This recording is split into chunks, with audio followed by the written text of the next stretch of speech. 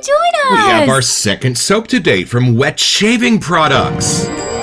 It's a beautiful morning with the Barbershop Duet. Hi, I'm Marcus Klinger with Klinger Vocal Studio. And I'm Sarah Vincent with Sarah Vincent Virtual Pilates. And from Company on Broadway, this is Elaine Stritch. And together, we are the Barbershop Duet. Hey, y'all, thank you for finding our little barbershop. If you happen to be here during one of the live premieres on YouTube, why? Come on in the live chat and meet the Whiff Pack, an awesome group of folks from all over the world hanging out. They'd love to meet you, too. They would. And for our mention today, we decided to let Lainey pick out a mention for you all. So this is her Santa lamb chop from Auntie Becca, and it is one of her favorite Christmas gifts. It features red paws, a red Santa hat, and Lainey's favorite, a squeaker. And see how she is sitting at full attention right now. She would like her lamb chop back, please. So if you would like to get a lamb chop like this of your own, you can get them on Amazon.com or at Target. And what's our soap today? Our soap today is Black Amber Vanille, which we were told by our friend DJ is a wonderful scent. DJ is our banger correspondent, y'all. We will keep doing his recommendations until we get one that stinks, but so far they are all absolute bangers. Let's meet the soap.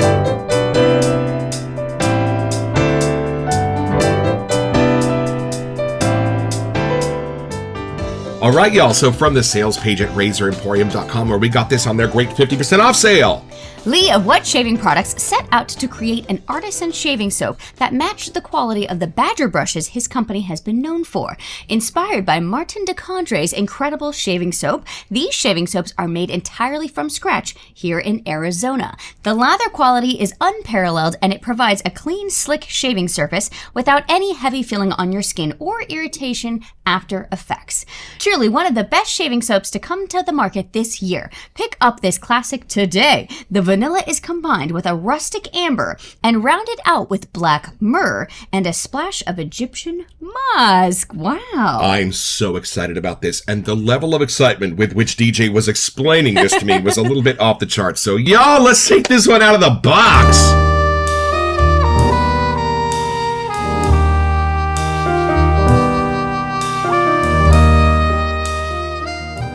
So you did not see 1977. That one is coming up, and so is Valley Forge from Bricktown Grooming. But this little guy, this is the star today. Black Amber Vanilla from Wet Shaving Products. Now, there are a couple of different lines you pointed out to me before we started today of wet shaving. We have this one. What's this one? That one's their Formula T tallow soap. Gotcha. And this one today is in their vegan formula, and both of these are in 4-ounce containers. I think I'm ready for this mysterious first impression.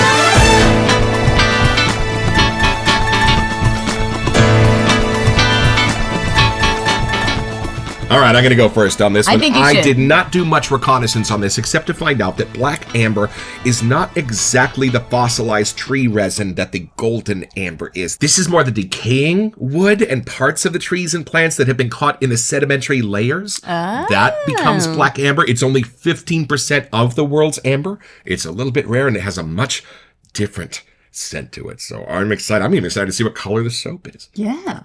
I am thoroughly intrigued. We only had the call with DJ, so that's all the tip-off we've got. Oh, all right. Here we go, y'all. I'm going to take it in. That's quick. I think DJ was right. DJ was right. I love it when I find brand new scents that take scents I'm a little bit kind of familiar with that are my favorites and make them very different and make them much better. I'm hit with almost a chocolatey sense when I smell this, except the chocolate's been completely redone. It's more rocky, it's more woody, it's more real, somehow like something you'd wander into in a forest. But it's got a chocolatey side to it. Might even be the vanilla that's helping that. But hold on.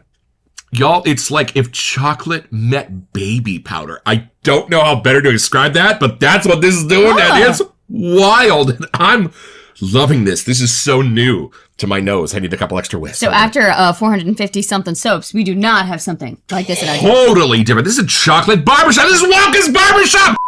That's what this is. It has all of the beautiful, rich spices that a bar of chocolate would have, but none of it's allowed to get that dirty. It stays in more of the clean, powdery sides of things. Hold on. Well, I know DJ's nose likes to go after what's different. If there's nothing like it in the whole shaving world and it's a banger, that's when the phone will ring. That's what this is. This is not just different from anything else we've got in our cabinet. I might have to keep this in the kitchen. And you know what that baby powder is kind of doing to that sense of chocolate is just cleaning it up and allowing it to stand in for a sense of cologne, while the baby powder part of it stands in as something clean and dapper and put together and debonair. Woo! How much of the amber side are you getting? Well, I'm not real familiar with black amber. So if I'm going to be thinking about like the Jurassic Park sort of ambery, powdery barbershop thing, I know I can see how it's related. But this is way spicier. I could tell that although it's turned way down, it might have something a tiny bit dankier, but that's what's adding to that chocolate sense. And I think this was crafted by a very wise man because I can tell there's a little bit of myrrh going on under the surface, but the way it's doing it. It's not the frankincense and myrrh we covered from Sterling. I think the frankincense is the lighter parts of that. I think the myrrh are the more incensey, darker parts of that. That's what's happening in here. And yet, it has an optimism to it. You would think this would be like the beginning of a D&D game where you're going into the cave. No, this is coming back out of it at the end. Wow. Is it more on the masculine scale? Like, or is it more the vibe kind of thing? You know what? This is so different. This doesn't really hit any of the things that traditionally would inform me that something was a masculine or a feminine scent. Not that I would necessarily make it unisex. I just think it's more like if you walk out into a forest and you smell a beautiful bark or a resin or a leaf. Like, is that masculine or feminine? No, it's just kind of like beautiful and natural and there. And I think what's the coolest thing about this for me in the last analysis is these are 3 or 4 very, very intense, natural scents that are put together by a person. You can tell that a human painted this picture because the lights and the shadows play so perfectly together. There was no way this was an accident. This was very clearly tweaked and labored over until this scent was perfect, and it is perfect. And something maybe at the dead center that's a little bit of that gorgeous man-made saffron-y kind of a little more spice going on, so it doesn't get too pokey in any of its corners. Ooh, I want you to take this out. I am intrigued by that description here. I know. Huh. Okay. Black Amber Vanille. Let's see. You're right. It's very not what I was expecting, but very cool. It's like my brain is that a leather? No. Is that a rock or a stone? Maybe. Is that a woodsy thing? I don't know. But there is something in the middle that I got kind of the spicy part coming out. That's why I just went chocolate. Like, that's the closest thing my brain could get to that beautiful, darker sweet underneath. I can see why your brain went there. I think it's more the vanilla, but it's more that, like, brown side of vanilla. Like, just, it has that deeper kind of less, I don't want to say less sweet necessarily, but it's not the candied vanilla. Almost like they've reinvented chocolate to be just as charming, but not chocolate, and then reinvented tobacco to be just as charming, but not tobacco, and then put those together. Right. Well, and I want to point out that if you know the vanilla tobacco, like Tom Ford stuff, it's not this. It's a different take completely. I can see the texture that's there.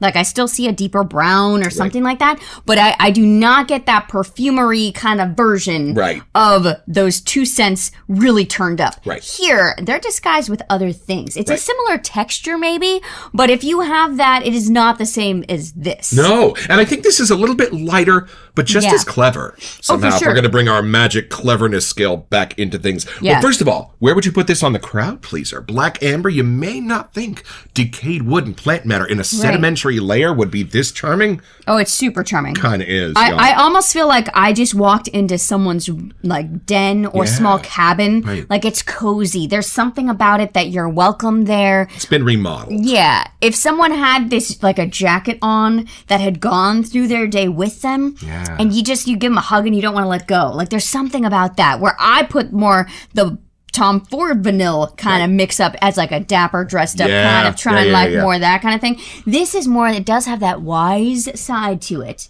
The amber is very strategically keeping it more of a spice, more of a chill vibe, and it has that cleaner. I see why you said powder. I wouldn't say powder, but there's something making it clean, and I don't know what necessarily. I think that was the image that I was getting, more of like almost like a stone or an obsidian or something. So that might be the myrrh thing. Like it adds character. I do Yes. get a masculine side, but it's not so masculine that I wouldn't use it, if that makes sense. Like to me, it's a cozy uncle, grandpa. It's something that just like someone that you are familiar with. Right. And that's their identity of a scent. Remember the Brady Bunch where Imogene Coca, Jan's aunt, came back to visit that, and she like knew everybody famous and had presents from the crown heads of Europe, but she was just this like eccentric little imp of a character. It's kind of that. How do you sense it's doing it sweet? Because it's not with like anything put in to be sweet. It's the naturals being the sweet. How do you take that? I think it's more the vanilla, but it's mixing with something else that's making it not as recognizable as vanilla. Right, and I'm kind of forgetting. Why don't we go back and take another look at these scent notes? I almost got like a black tea vibe. Oh. Like a spice mixed in there somehow. Please hold. Oh. You know, I don't think it's listed, but my brain is trying to help the audience here get the difference. something to where black tea meets charcoal Yes. is in under there. the surface. I get a charcoal kind of note going on way under there. Let's have a grown-up conversation. As a singing teacher, I very often have to teach how to take a deep inhalation because we're not used to it. No. The only reason we have lungs the size that they are in case we get chased by a bear. We don't use our lung capacity. Swimming, that's it. Ever. But think about this. If you were to open this soap and go, you would not get its full character. No. That whiff needs to take a little time. And if generally your whiff is 2 or 3 seconds, might seem like a long whiff. Nay. But it's like reading only the first 3 ghosts in A Christmas Carol and leaving out the 4th. You got to take in that last part of the whiff because on second number 5 or 6 is where it puts the period at the end of its sentence. And sometimes in that last second, like you said, I do get fabulous bass notes or top notes that I wouldn't get in any other way. And it's kind of a way to pull back the curtain and see those notes that you wouldn't know were there, but you'd know if they were missing. Right. That is one way to shine a little flashlight onto those shadows. You are totally right. It kind of just goes into that cleverness scale. Like there's just something on how they interact that's different. Relax your tummy. Your rectus abdominis, relax this. And your diaphragm is a muscle of inhalation. It is impossible to sing from it. Can we please talk about that for a second? My uncle's a doctor. His wife is a singer. Y'all? Back to regular programming. Don't get me started. It's why we don't have a music show. So back to the sentence. All right, back to the sentence on this. We have vanilla combined with a rustic amber. I think that's why I got the old cabin kind of vibe. Something in a flannel jacket. Like, I don't know. There's texture there. Right. And then rounded out with black myrrh and a splash of Egyptian musk. Oh, I almost forgot about that. That's the clean.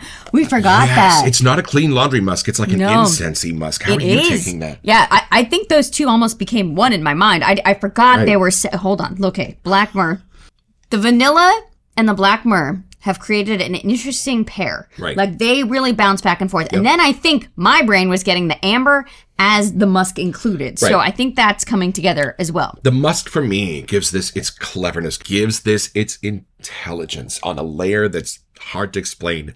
But some of this is in the absolute perfect balance that's being created, and some of it is just knowing, wait a minute, that note needs to go with this one, needs to go with this one. Well, like when they created Bay Gum, because the guy from Fragrance Bros was wearing Atomic Age Bay Rum and then chewing Juicy Fruit, and he went, holy crap, that's insane. And thus it was. That is happening here. Things that you would never sense. Oh, when I smell that black myrrh, boy, does that need black amber. You wouldn't necessarily sense that. No. But somebody smart has figured that out because that is its own character. I think the word that keeps coming to mind is rich. Not expensive, but like it's rich in character. Right. It doesn't go too deep, it doesn't go too dark, it doesn't go too bright, it doesn't go too clean, but there's little textures that are coming across that match that color. And what is this brush called? This is my Amber Aerolite from Phoenix Artisan Accoutrements, and it's got a great backbone and nice splay on this one. And this is her KUN bowl. It is the abalone colorway. 900 abalone had to die to make it. No, it's a resin bowl. Let's check out this vegan base here. Bougie sticks from Amazon.com so we don't contaminate our brand new soap. Oh, this is delightfully dense, y'all. I was kind of commenting, wow, this is kind of a small container for 4 ounces of vegan soap because some of our containers for 4 ounces of vegan soap are like this.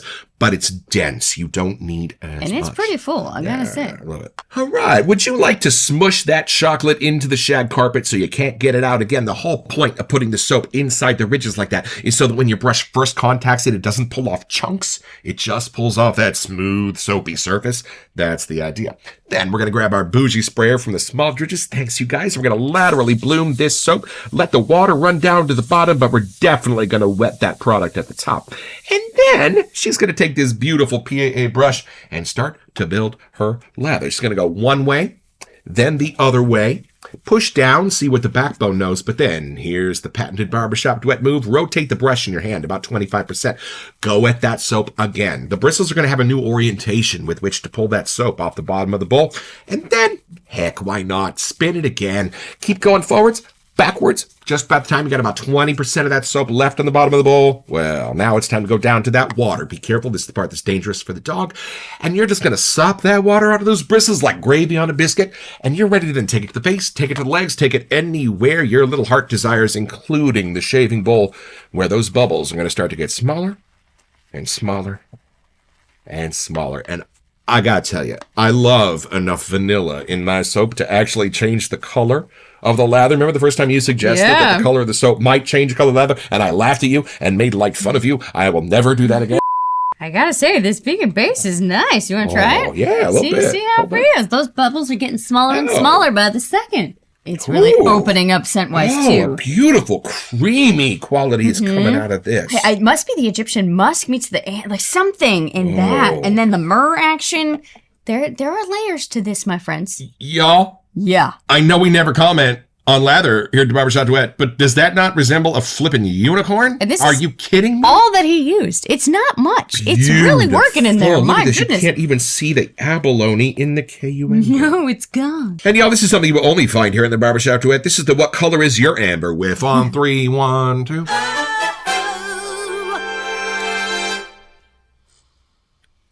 Almost a chocolate is becoming a cinnamony sense in this for me, but it's not cinnamon.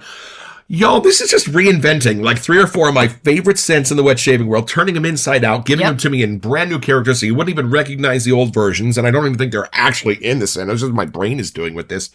It's fun. It's interesting. I'm trying to think of the person that I would try and assign this scent to, and it's actually harder than I thought, but I feel like people that are just getting into wet shaving, if they're not barbershop fans, if that's something that's like too clean and they need a little texture or a little color, this would be a great scent to kind of be that in between, I think. You know what this is for me? Yeah. Indiana Jones's dad. For sure. Henry Jones. The glasses. Senior. Sean Connery, your favorite James Bond? Yep. That's what this is. I totally get it. There's tapestries. That's what I was thinking of, like the flannel jacket. He had a flannel suit thing, wool thing on. I don't know. That's just it. Yeah. And y'all, X marks the spot. Let's go onto the library floor and see what else we can discover by taking this a little deeper.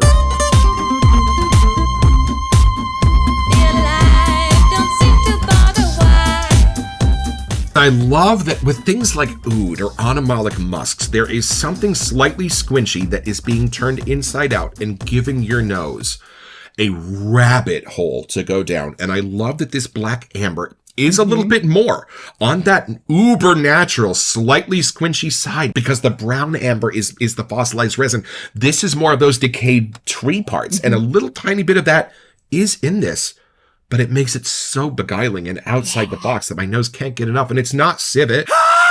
Am I crazy? But under this there's just a beautiful soapy quality that just keeps it clean and beautiful and inviting under the surface like a Mr. Bubble Bath kind of would. Kind of, but my brain is almost getting it. You know when there's a wet stone?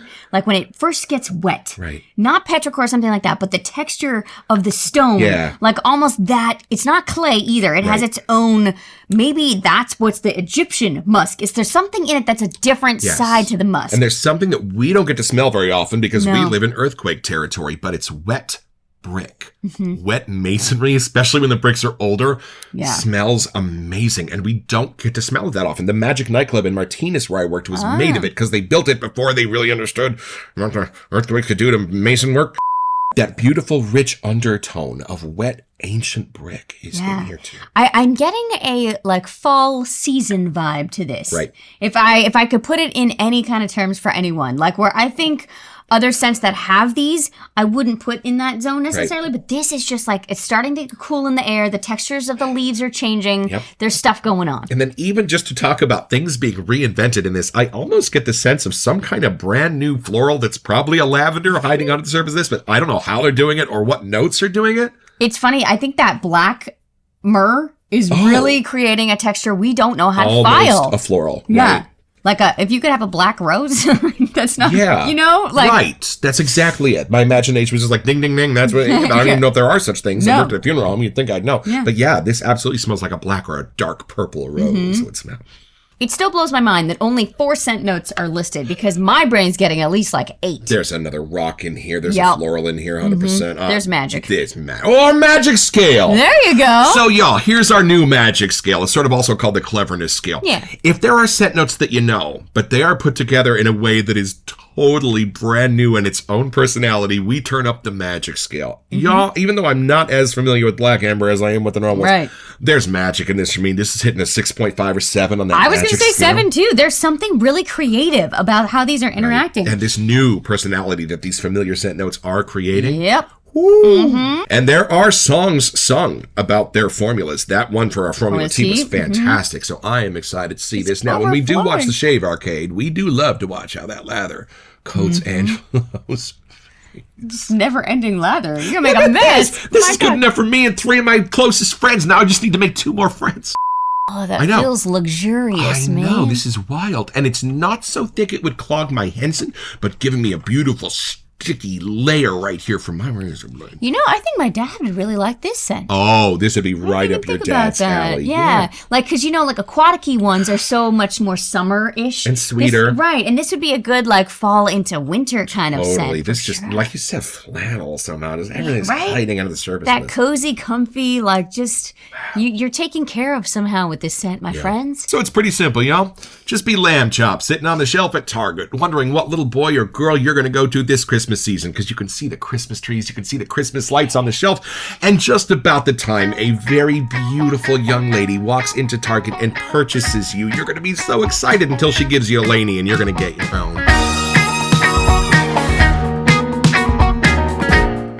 So head over to wetshavingproducts.com where you'll find this and all kinds of other cool stuff.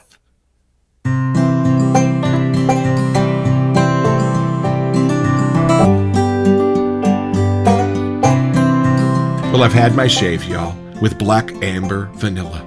As beautiful and whimsical as funnel cake, as mysterious and deep and dirty as oud, and everything in between. What an outside-the-box home run scent this is.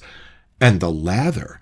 What a beautiful, thick, creamy formula on my face. It was our first try with the rustic base. Great post-shave feel. Felt safe against my strongest razor blades. Thank you for this, y'all. We'll be back.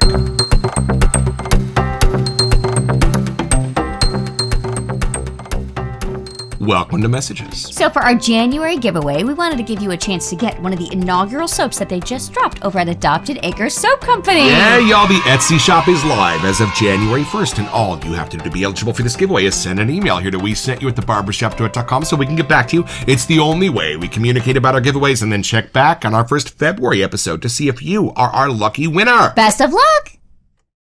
Clean, soapy, rich, spicy. This kind of has it all somehow. It does. And I know we talk about like the crowd pleasing scale, but I feel like this is like actually way more crowd pleasing than I was expecting. You know what's interesting? This is like an 8 or 9 on a crowd pleasing scale, and it probably shouldn't be. Black amber, black myrrh. Yeah. And yet, look what they've done to it, y'all. Amazing. It's exactly what green Irish tweed did for tuna fish.